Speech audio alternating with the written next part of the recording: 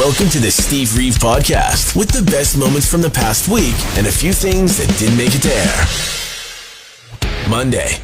Just giving you the friendly reminder, less than a week till Mother's Day now, that we're at Monday. How are you going to treat Mom this weekend?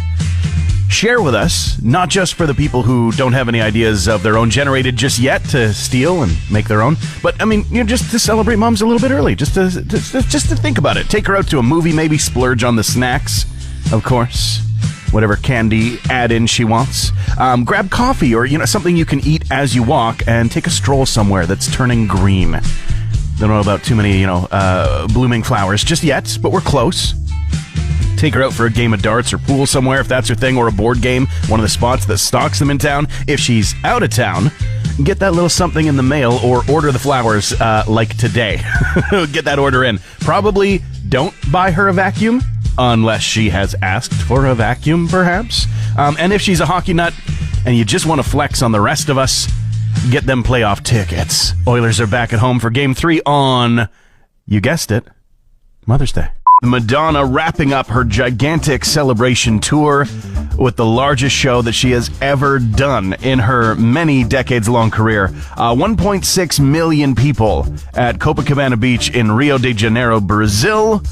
This was a free concert as well, which explains people literally waiting not only hours, but days and days to get the best spots available. Some of the photos of this crowd gathered are absolutely insane to see. She did 26 songs covering her entire career, and people were absolutely losing their minds about it. Judas Priest's guitarist Ian Hill, or bassist, apologies, is saying that people have been trying to kill heavy metal now for 40 years. And when asked in a recent interview with the YouTube channel Metal Oda what his advice would be to a younger version of himself more than 50 years ago, he simply says, patience and persistence. They've got a new album that's going to be coming out, Invincible Shield. He says, hey, there's a lot of stuff that's been thrown at them over the years. People have been trying to kill heavy metal now for 40 years, so it's always been a bit of a struggle against the establishment. Paul McCartney has made waves after responding to a clip from a fan from 1963. So that makes 61 years ago. Fan named Adrian, with a lot of love to give from Brooklyn, had a message to him that has been immortalized and has been kind of a fan favorite clip. And now he's finally made his official response. McCartney, if you are listening, Adrian from Brooklyn loves you with all her heart. Hey, it's Adrian. It's Paul. Listen, I saw your video. I'm in Brooklyn now. I'm in New York. I finally got here. We've got an exhibition, photo exhibition. Come along and see it. I kind of feel like maybe Paul's visited Brooklyn once or twice in the 61 years since that original clip. You're listening to the Steve Reeve Podcast from 100.5 Cruz FM. Would have been better if the Oilers were against the Preds this round. Now, okay, so very often statements like that are based on stats or some set of statistics, like this player has always been opposite this player X number of games and has always gotten at least 2 goals when that combination has happened, so likely to happen again, or the last 3 times these 2 teams have faced off against each other in the playoffs, it has always resulted in wins for blank, right? But fundamentally, it's still not really saying anything, Preds lost, so of course it would be better if a team were facing the loser of the last round instead of the winning team every time. There's a reason it doesn't work that way, but it still would be better. Dallas would have been happier against the losing Jets. Likewise, the Avalanche would have been thrilled against the Golden Knights, as examples. The rub is that you just don't know who the winners are until they're the winners, Tuesday. Normalize going to the movies alone. It's fine. If you want to see the thing on the big screen, but no one's interested, or free when you are, which is far more likely, just do it. Just do it. Okay, in my case, it's often like I love all kinds of horror movies, and my girlfriend does too, but sometimes it's just too spooky for me, for my partner, you know what I mean? Too spooky for me. But just do it. Just go. No one to worry about being late. No sharing snacks. No one right beside you checking their phone with the full brightness on.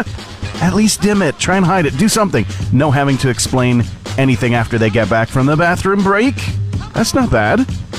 Of course, that does mean no one to fill you in after you take a bathroom break. So Easy on the Coke freestyle machine.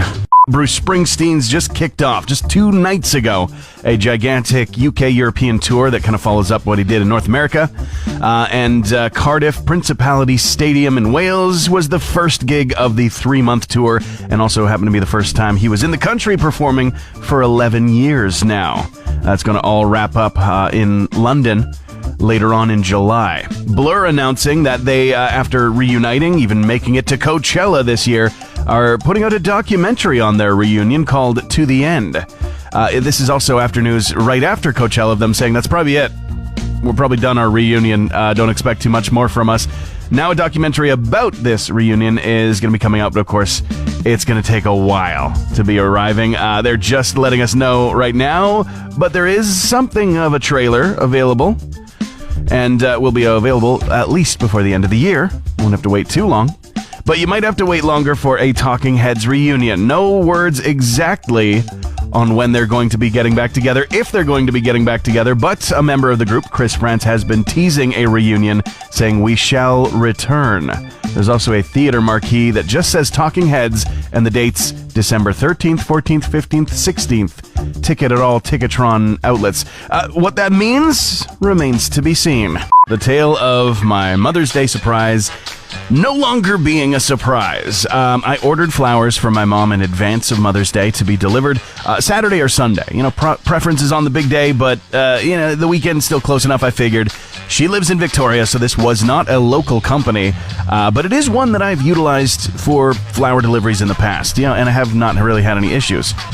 This time around, though, it's a little bit different. I got an email after I placed the order that said, sorry, we can't accommodate the delivery on the dates you picked. I figure, okay, must be just super busy already. That's not a problem. They offered delivery within the next few days before the weekend. And I thought, fine, that's fine. A little early doesn't hurt. Better than late. But I got a confirmation email back from my response saying everything is fine. It's all good. We got your info. Great. But hours later, I got a message from my mom saying, so-and-so flowers called. They need you to call them back about a delivery this weekend. It's like she totally knows the whole story. No surprise in it anymore.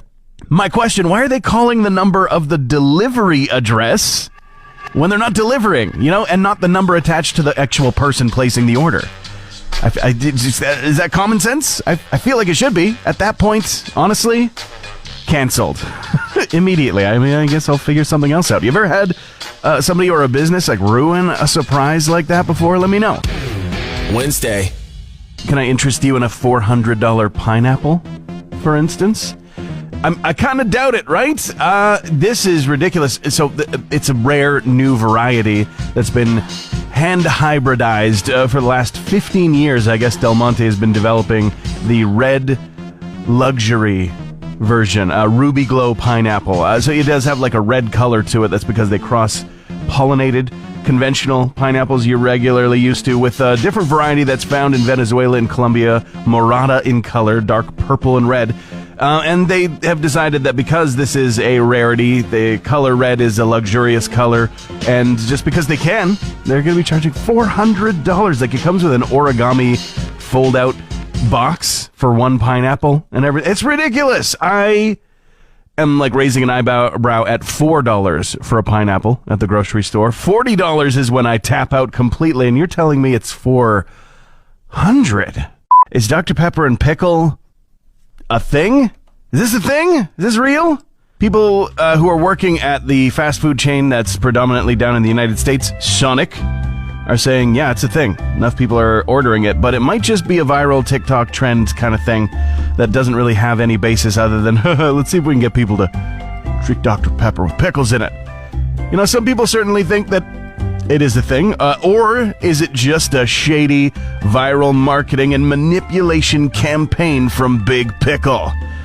I don't know for sure, but it is just fun to say Big Pickle. I don't know. Worth a try, I guess. Could be anything. That really works together. Once you actually try it is when you know, and sometimes it's one of those polarizing things where people might absolutely love Dr. Pepper and Pickle, aka a Dr. Pepper Pucker. And some people will be absolutely revolted by it. So there's room for everybody, 2 types of people in the world and all that. I just don't think that I'm going to be joining the camp that enjoys this or, even tries it. But hey, there's got to be some baseball stadium that's going to be adopting this almost immediately. Hey, come down for Dr. Pepper and Pickle Day down at the Diamond. Thanks for listening to the Steve Reeve Podcast from 100.5 Cruz FM. Pearl Jam just kicked off a big tour. Their 2024 World Tour starts in Vancouver on Saturday of the weekend that just passed. They played a 25-song set at Rogers Arena, and including a ton from their brand new album. And then, in the 17th song of the night, guitarist McMurray ended up biffing it, hitting hard. They were apparently walking to a lower part of the stage, but then just falling straight up to the point where people in the audience could either see nothing or just the neck of the guitar. But incredibly, he didn't miss a beat, not a single note. There's even video from a fan of a stagehand literally manhandling him back up onto his feet as he continues to shred the guitar. Not injured, he came out for the encore later on, and it was an 8-song encore. Man, we should be so lucky at every concert.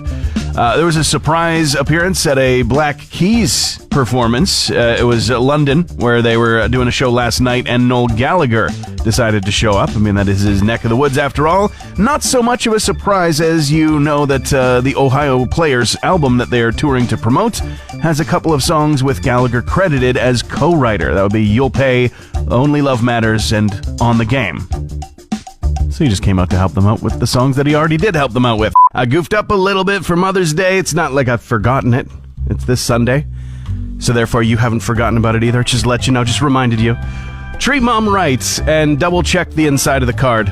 That's my advice for you, because I kind of had to pivot. So I was talking yesterday about how I'd ordered flowers from a local florist. She's not in town. She's in Victoria. And same place I'd used in the past for ordering some flowers. And it didn't work out this time. Weird scheduling thing they couldn't accommodate. I ended up having to cancel the order and pivot. So I came to some spots in town to get some stuff to put in the mail myself. And at one of those stops, I grabbed a nice artisan card. It had a beautiful photo of the Rockies, really nice textured paper. Looks really nice. The kind of card that my mom would love. It's got a nice quote on the front. It's from Khalil Gibran, 19th century Lebanese American poet. And I was like, this is right up my mom's alley. This is too perfect. I didn't open it up, though, until it was time to sign it and put it in the mail. Like, sign it and get it in the mail right away. And what does it say inside? So sorry for your loss. Deepest sympathies. Hold on to the memories of your loved ones. It's a grieving card that I got from my mom for Mother's Day. Oh well. Just scratch a few jokes in there, cross out the parts that don't make sense, and go, oops. I think she's still gonna love it.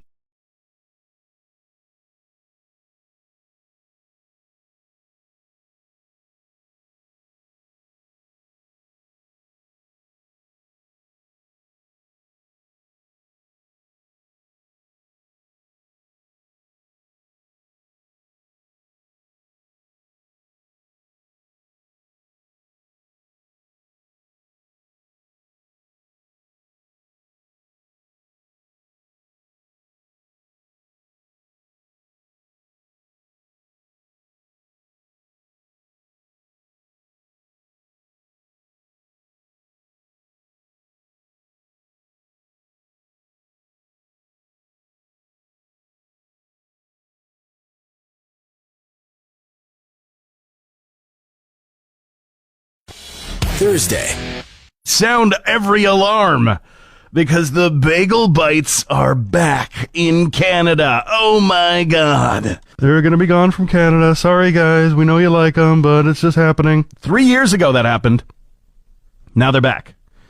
Kraft Heinz is going to be gracing us with all of the different flavors once again. And this is one of those things that you have the fondest memory of, but then in actuality, it's probably just okay. Yummy, for sure. I'm not saying bad, but just like not blowing your socks off or anything like that. You need to have them again to remind yourself. I don't know what it is. There's certain foods, certain products that have that magical quality where you remember them being so much better than they actually are. The nostalgia takes over in your brain and starts to say, hey, that would be good for lunch. Just have a whole box of those. Cook them up in the air fryer. Have them to yourself. Don't share them with anybody. At least that's what my brain does with bagel bites. And I am absolutely going to be going out to grab myself some as soon as I see them on the shelves in Canada once again, absolutely going into my stomach. and we'll see how good they are. Steve Albini has passed away. We were just talking about it. 61 years old and a huge influence on the alt-rock scene, on punk, grunge, whatever. And artists are just outpouring with their memories and, of course, their messages of love and support for the family and friends of Steve Albini. You've gone way too soon and still working. I mean, he was based in Chicago and still producing albums and making music all the time. Chris Novoselic of Nirvana fame was revealing why they wanted to work with Steve Albini way back when for the In Utero album. It was Kurt Cobain who really brought it to the table. In fact, the Nirvana enterprise, like the entity that still exists today, they were just sharing on social media copies of the letter that Steve Albini sent to them. And just really, really incredible. Kurt was listening to the Pixies, and he said, hang on, that sound that's in that snare drum and in it with all the other music as it comes together, that's our sound. That's what we're going to do. He had wanted to work with Steve Albini for a long time. Chris goes on to say, there's that whole thing where you get famous and you have to transition into it. It's hard for everyone, but Kurt got all the attention being in the front. I don't comment on the lyrics as they're open for interpretation, but you can listen and make up your own mind. Radio-friendly unit shifter was a smart statement that Kurt made and really says it all. We signed a record contract and had all these expectations. And then Steve came in and showed them what actually could be. In other news, Apple is getting backlash from music fans in general after a new advertisement has them destroying vintage instruments, basically saying the iPad Pro is just better. And this is a response that people are saying is tone deaf because artists, musicians are more worried than ever that tech companies, AI and the like, as well as just the not so great deals that are signed for streaming services, are making a negative impact on the industry as a whole. And then Apple makes an ad that basically says, yep, all your old authentic stuff no longer needed, no longer good. Music fans and artists are saying, not the vibe. A very, very fun event on the calendar is coming around the corner again. Believe it or not, we're going to be at the end of June before too long. End of May. And on June 1st is the Hues for Humanity Color Fun Run, or walk, or however you want to do it. I'm here with Kim from Hues for Humanity. This is, of course, an event that people love to go to because it's a very fun event. Color in the air and everything, and a little bit different than what you normally do. But it is, of course, for a very important reason. Tell us all about it, in case people have never heard about this incredibly fun thing that they could do June 1st. Thank you very much, Steve. It's very much a fun event, and we always get new people. Fort McMurray has new people coming all the time, and so some of you may not know that this is our 9th annual color run in support of Hues for Humanity. It is an event that you can come out with small children, with colleagues at work, just you and your own group, and support a charity that reaches out to break the cycle of poverty. So how does that work? So the money gets raised, people have a great time, and then the work happens. The money is raised through the registration of the runners. So anybody that wants to participate can register online, raceroster.com, find the Fort McMurray Run, and register directly for that one. Around town, businesses that support the run also have posters up with a QR code. People can register with their phone right on the spot. The money raised goes towards supporting, helping individuals in mainly Ethiopia, but other countries now as the charity has expanded, to break the cycle of poverty that comes from a lot of the conditions that we find in other parts of the world that we're just not used to here. Yeah, things that take up many hours of the day just to deal with basic needs. And that gets in the way of things like education and progress in other ways. Yes, the schools have been built, medical clinics have been built, all of these things in support of people who need to have that support because there aren't a lot of the backstops that you would normally find in a country like ours. So fantastic. And again, we say it so much because it's right in the name, but it is true. It's such a fun event. The Color Fun Run, pigment powder that gets tossed everywhere. And there's the big countdown that I find people love to do, but also are so excited that they can't wait for. And they're like, wait, I'm out of my powder. How do I get more pigment? How do I get more color? Yeah, some of them love to jump the gun. It'll be available for you, and everybody's going to be showing that they were part of the fun run for the rest of the day. It's a mark of having had a great time. And so if people do want to sign up, you can do that right now. Once again, what's that website people can get to? Real Canadian under the raceroster.com registration group. Perfect. Okay, thank you so much, Kim. We'll see you out there on June 1st. Thank you very much, Steve. Thank you. Friday. A gas station in Cold Lake just posted a photo of a CF-18 fighter jet casually just rolling down Main Street. They've got diesel, but do they have jet fuel? Nyuk, nyuk, nyuk. All the jokes are rolling out. Well, you know, we used to have a buffalo riding shotgun hitting up downtown drive-thrus back in the day. So, whoop-de-doo, Cold Lake with your fighter jets. It was, apparently, the story is it was being carefully towed or taxied, maybe, I guess, to relocate to the Cold Lake museums. Sounds like pretty standard stuff, but folks are joking that it's just your average Cold Lake ride share. You know, get your groceries delivered. Payload deployed. Hank, it was just a bag of broccoli, paper towels, and milk. Calm down. Beach Boys Brian Wilson in the news because a judge has ruled in favor of placing him under a court conservatorship.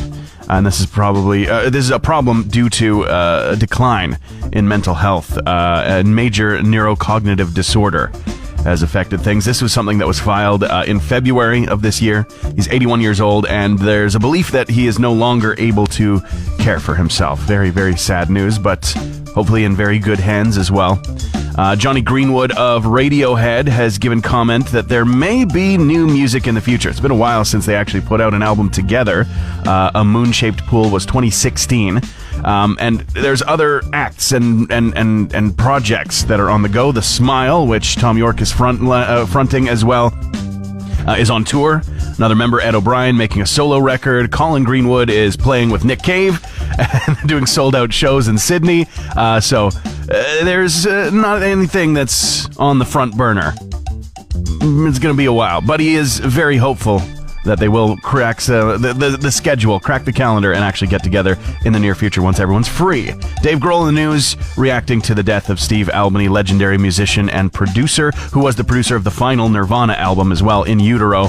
The band actually shared the letter that Albini sent to them before they had all agreed to work together on the album. Really, really cool to read. But in a new interview, Dave Grohl has said that he was an incredible talent. He said Steve Albini was smarter and funnier and better at everything than everyone else in the world. It's harder to find higher praise than that. You're listening to the Steve Reeve Podcast from 100.5 Cruz FM. Canada's teams, the two teams going head-to-head again for a game tonight in Vancouver. It's the Oilers taking on the Canucks, and after the first game loss in the round, there are a lot of eyes jumping onto it and paying attention, of course, to the past. In the season prior, regular season, 0 wins with the Oilers versus the Canucks out of 4 games, I think it was. Could have my stats slightly wrong, but still, there was a precedent set. The Edmonton Opera has decided to do a parody rendition of La Bamba to help out, to spread the word, to make a big scene for the playoff run for the Edmonton Oilers. Here's a taste of that.